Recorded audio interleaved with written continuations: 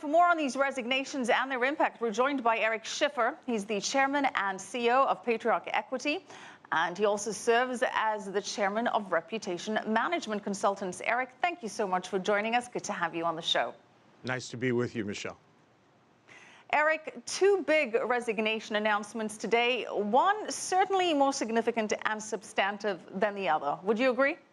Absolutely. One, to me, is largely somewhat about image at this point, and the other certainly is about competence and effectiveness from a leadership perspective, even though James, in my opinion, on the Murdoch side, is very competent. In fact, probably could run Twitter very well. Well, let's focus on the one that didn't come as a big surprise and more about image, as you say, and that will be the shakeup at Fox. Now, this was very expected that Rupert Murdoch would handpick his successor and keep the leadership in the family. But do you think James Murdoch, who's just 42 and in fact the younger of the two brothers, is ready to be CEO? He's very bright, and the sources, I haven't met him, but I have many friends that know him and are friendly with him. He's very bright, he's very competent. He likely is very close to being ready. This is a period for Rupert to mold him, to mentor him, to get him into a position to be able to fully take over the reins. Do I believe he's going to fully take over the reins right now? No. I think that Rupert so you think will still Rupert will still really have his hand in the mix, really still be the brains behind everything. This is, as you say, more about appearances, having James in charge.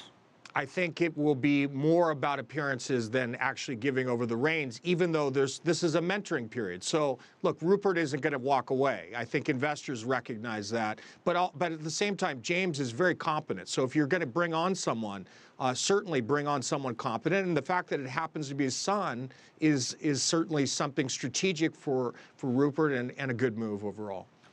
Well, Eric, this stock dropped a little bit on the news, less than 1%, recovered, ending down about 0.2%. Do you think investors are particularly concerned, or is it just too soon for investors to tell? Very, very early. I think that this is a good move if you're interested in this company from a long-term perspective, because this ensures that the ideology and the way in which the leadership sees the vision will be installed. And frankly, I think that this brother, this son as well, has a lot to prove. And I think that it's actually a very good move. You got a bright person who certainly ran many other organizations for Murdoch in a good way.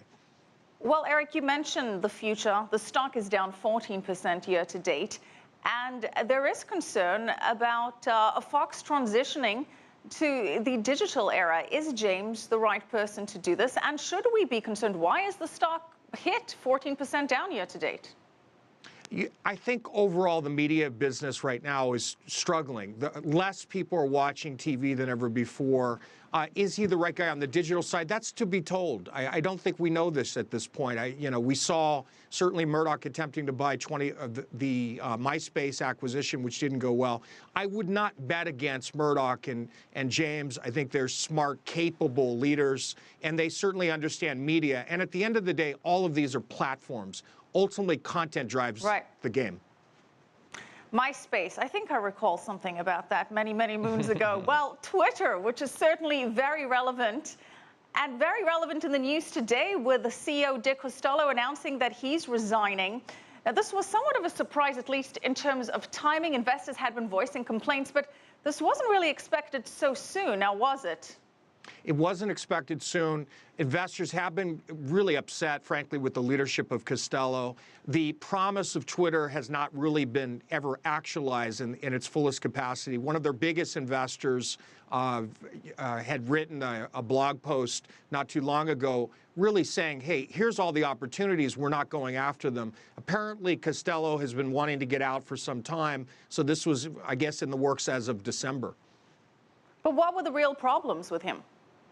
Well, ultimately, I don't think you had an alpha leader. You had a man who unfortunately was not able to track from both a revenue perspective, certainly from a product innovation perspective, he wasn't able to track. And ultimately, I don't believe that he gave the user experience, the kind of experience that someone gets from using an Apple product. He didn't bring that to the average person around the world. The people that would use it would be people, certainly the executive elite, but the average person found it a little bit difficult complicated, not real user-friendly, certainly not like Facebook. And that's what they need to do in order to build engagement and be able to get to the scale needed to provide advertisers the kind of solution they want. Well, you know, Eric, it's been a bad 3 months for Twitter. The stock is down about 23%. How much of this is because of this dissatisfaction with Costello, and what is the expectation of new leadership? What is it expected that whoever comes in to take over? As we know, we've got Jack Dorsey as interim CEO, but when somebody takes over from him, what changes can we expect, especially in terms of monetization?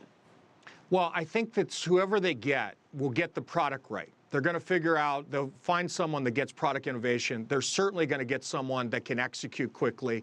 And when you have that, when you provide a good user experience, a good product, I think that people will come back. And not only come back, but I think you're going to be able to grow engagement, grow users, which means being able to monetize at a far higher level.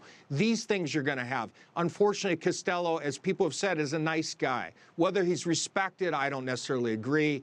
He used to be a stand-up comedian, okay? This was not a guy who was able to execute. They need someone who can execute, and I believe they'll find it. All right. Well, at least he's still laughing if he's a stand-up comedian.